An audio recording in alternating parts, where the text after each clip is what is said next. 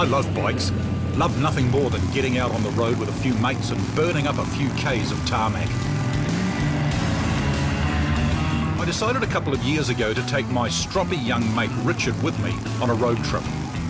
A trip to investigate the subject of pain.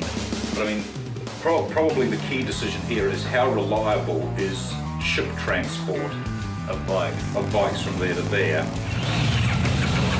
See, I had this theory, a theory that terrible experiences don't always break people.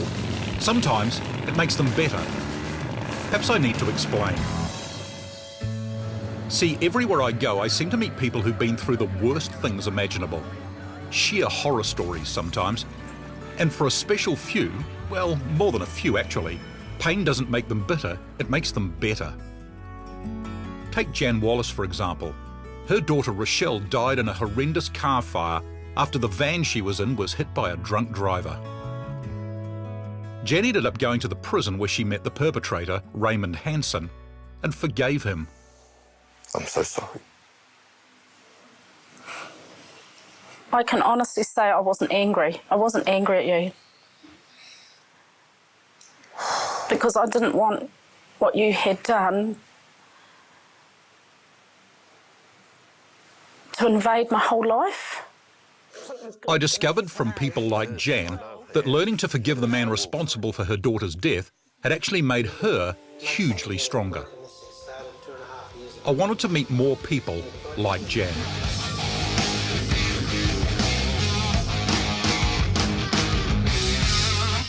I could tell from the moment I met this wonderful elderly Czechoslovakian Jew, this was going to be special.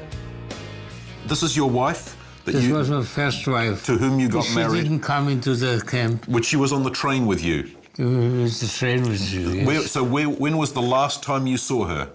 On the ramp when we were selected. The death ramp at Auschwitz. It was here that not just Max's wife, but most of his family were put into trucks and taken away. People from the nation of Goethe and Schiller and other humanists. Your great writers. Who spread out the culture, you know. The Germans were admired before because of the high standard of the culture. That's impossible and incredible how people can be influenced to do such crime. I waited some time to brief Richard on my time with Max. I really wanted to process what this wonderful man had told me. When we finally got around to chatting, Richard really just had one burning question for me. Given the number of people who didn't make it, what do you think his secret is? I mean, was he lucky? You know, he's got a wicked little sense of humour that sort of pops out every now and then. Quite funny. He's quite a funny guy.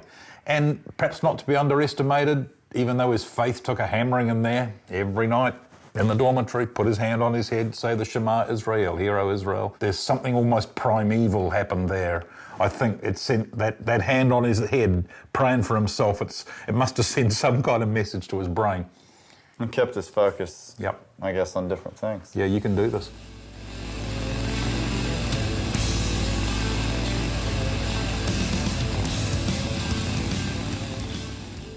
So what I thought couldn't possibly have gotten any worse, the murders of my wife and son, just got infinitely worse because now the police thought my surviving son had arranged it.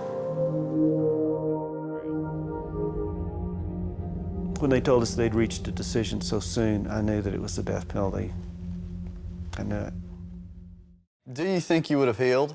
And I know that I'm sure you're still healing in some way, but how much do you think the forgiveness thing has helped that process? 100%. Really? I think it's impossible to forgive without it. There's three really hard verses in the Bible. One of them is Matthew 5:44 that says, love your enemies. And another one, also in Matthew, that says, forgive those who trespass against you. And then a little later in another book, vengeance is mine, says the Lord. Those are three things that are just very difficult to do. And when somebody hurts you, there's this wound that's inside. Yeah. It hurts. And if you hold on to the desire for revenge, that wound gets infected. It's emotionally infected. And that was when I thought, I've got to do something. That was the point. And so probably a couple of months after she died, that I thought, I want to go to her high school and I want to sit down on the floor in their common room with the girls around year 12, 13 and talk to them about what the relationship Sophie had had and the signs that we missed so much. So that was a turning point for me. And a lot of people say to me, you know, how do you get out of bed? I don't know how you do it. And I say, well, that's what gets me out of bed. If I didn't, what have I got to get up for? I've got 2 sons, but, you know, I've lost my daughter. What have you been through?